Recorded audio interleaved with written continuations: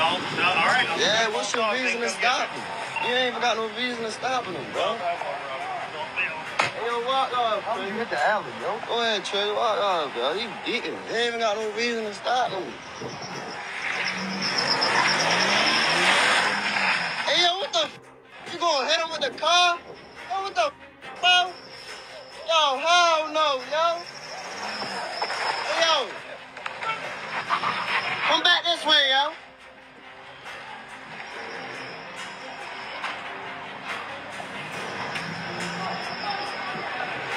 Oh, guys.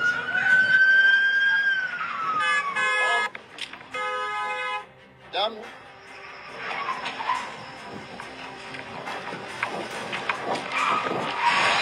Dummy. You dummy. You dummy. You crashing it all that. You really crashing out. That was Baltimore police officer Robert Parks. He's only been a cop for 5 years, and he's somehow only 28 years old. This was the second interaction that he had with these two, and I think they're kids. I think that they're teenagers. I'm not positive, but they appeared to be young to me. This is the second interaction he had with them that day. A few minutes earlier, there's video of him walking up to them and saying, I really need you guys to just go somewhere else for now. Just go somewhere else for now.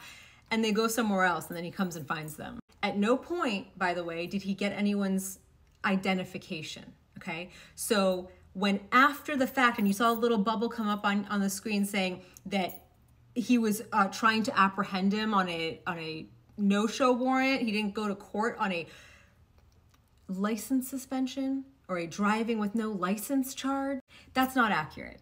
What happened was that they immediately, when this video comes out and they're like, oh shit, what are we gonna do? They immediately look the kid up, hoping and praying that he's got a warrant for murder, okay? Or else at least he's gotta be a prolific drug dealer. We really need him to have a terrible record so that we can lead with that. When he's clearly the victim, okay? We need to make sure that everyone knows, as if we're announcing his profession, we'll say 7-time convicted loiterer, was chased down by a fucking rogue officer. So they were lucky. They were lucky. Their hopes and dreams came true. Hey guys, he's got a warrant. Fantastic. Tell me it's for murder. And they're like, no, it's just, he was driving without a license. A win is a win. That's how it went down.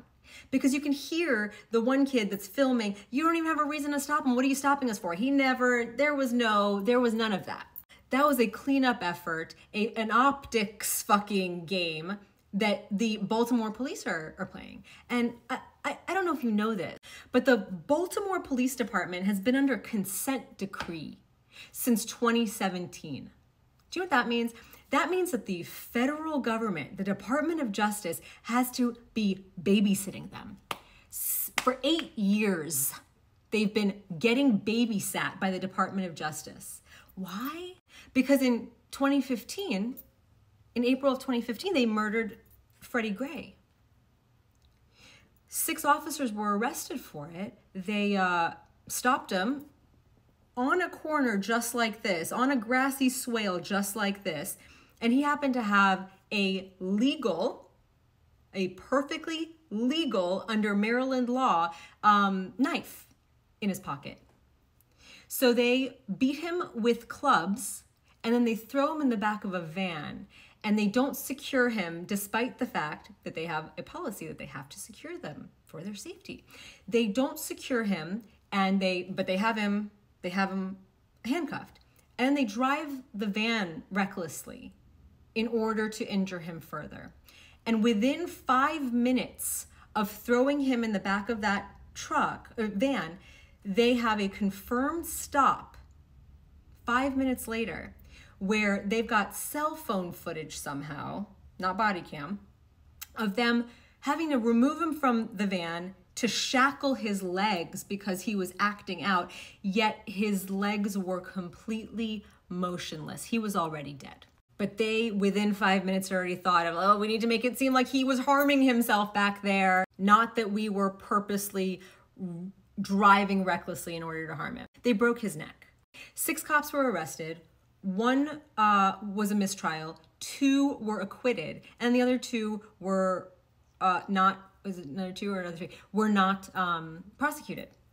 But the Department of Justice decided to investigate, and they found that their policies, practices, procedures, and patterns were so fucking egregious that they said this. And by the way, you know how they usually sugarcoat it and try to make it sound as nice as possible. The DOJ's findings that it believed that Baltimore City Police Department had engaged in a pattern and practice of conduct that violates the First, Fourth, and 14th Amendments to the United States Constitution and certain provisions of federal statutory law. Do you know how bad they had to be compared to every other department in the nation? Because this is a comparative study that they're doing.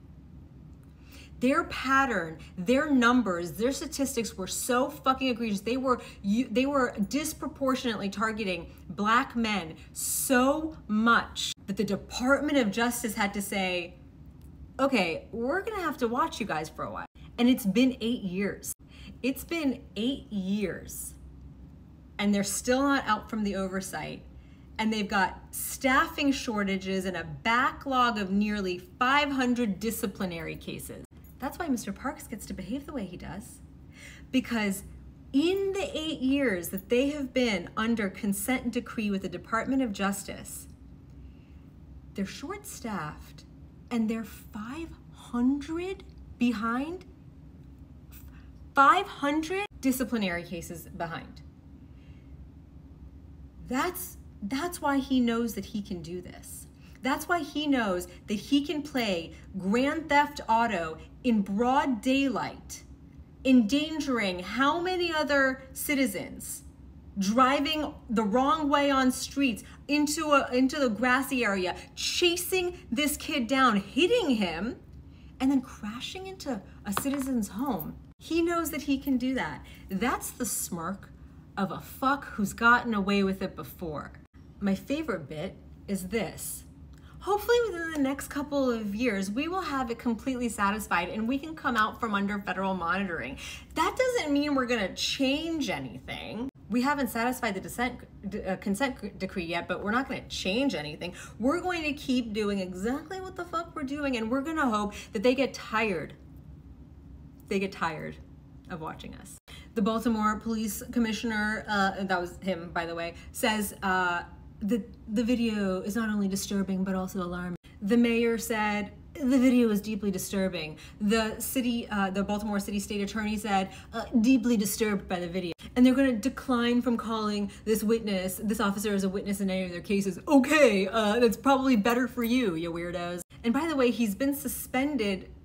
He hasn't been suspended. They said that his duties, his officer powers, his police powers have been suspended, but he's still working desk duty. He's doing administrative work. He's still collecting a paycheck after he literally attempted to mow down a citizen because he didn't come here when he told him to, when he could not articulate a reason why he needed him to come here. I don't know, man. Would you come here?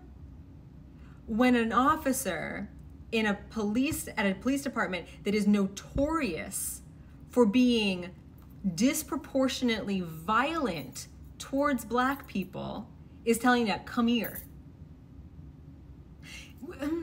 He's not giving you a reason. He's stalking you because he chased you after he told you to get away at a different location, and then you moved, and then he came and found you someplace else. Would you come here?